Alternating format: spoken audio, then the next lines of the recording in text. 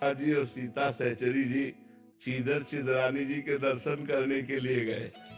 गृहस्थ भक्त थे चीदर चिदरानी जी, तो द्वारिका में भगवत साक्षात्कार के बाद वहां द्वारिका में महिमा सुनी। कुछ चीदर चिदरानी जी नाम के एक भक्त है, तो वहां गए। अब वो ऐसे महान भक्त थे कि सब कुछ उनका संत सेवा में जा चुका था। मतलब यहाँ तक कि खाने के लिए भोजन भी नहीं था। वो भगवत आश्रित निरंतर नाम जप, और एक वस्त्र चीदर जी के शरीर में फटा पुराना धोते और एक नया वस्त्र चिदरानी जी के शरीर में था।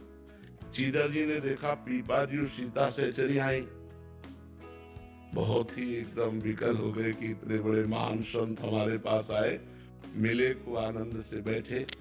चीदर जी घर गए अंदर और चिदरानी जी से कहा आज संत विमुख जाएंगे, क्योंकि हमारे पास कुछ है नहीं, बाजार में कोई उधार देता नहीं, कुछ नहीं है जिसको हम बेच सके, क्या करें। तो चिदरानी जी ने कहा आप शोक मत करो, ये हमारा नया वस्त्र है, कुछ बिकी जाएगा टका 2 टका का, तो इससे चावल और दाल खरीद लाना, जो मिले भोग तो लगा देंगे।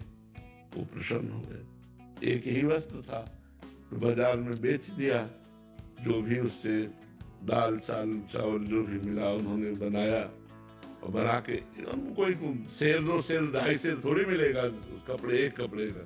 तो वो लेकर के पीपा जी सीता सहचरी को बाहर चीदर चिदरानी जी ने कि आप पाओ, तो उनका भक्तानी को भी बुलाओ, सीता सहचरी जी ने कहा। तो उनका नहीं, रहने दीजिए भक्तानी को आप, तो वो मैं लिवा के लाती हूँ।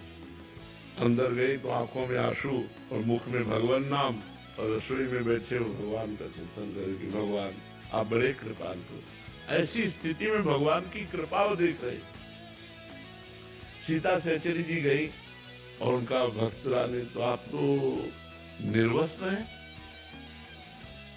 तो उन्होंने आंख उठाई और कहा हमने सुना था कि आपने द्वारिकाधीश का दर्शन किया है, तो हमारी आकांक्षा थी कि जब आप मिलोगी तो भगवान की रूप माधुरी का वर्णन करोगी। क्या इस नाशवान शरीर के विषय में प्रश्न किया, नंगा ही पैदा होगा, अगर नंगा ही मर जाए तो क्या फर्क पड़ता है। समझ गई घर की स्थिति देख करके कि ये वस्त्र बेच करके पीपा जी के पास गए और बोले कि हमें लग रहा था कि हम महान भक्त हैं, राजपाट छोड़ करके टाट पट्टी लगाकर भगवान का भजन करते हैं, लेकिन आज हमारा वो भी अभिमान दूर हो गया, क्योंकि हमसे महान भक्त निकले जिन्होंने हमारे स्वागत के लिए अपने तन का वस्त्र बेच दिया। ऐसे भक्तों के जो उदाहरण आते हैं, अब मतलब ऐसे ऐसे उदाहरण आते हैं जो दिमाग में काम ही नहीं करेंगे, दिमाग में ही काम नहीं करेंगे कि ऐसा कैसे हो सकता है।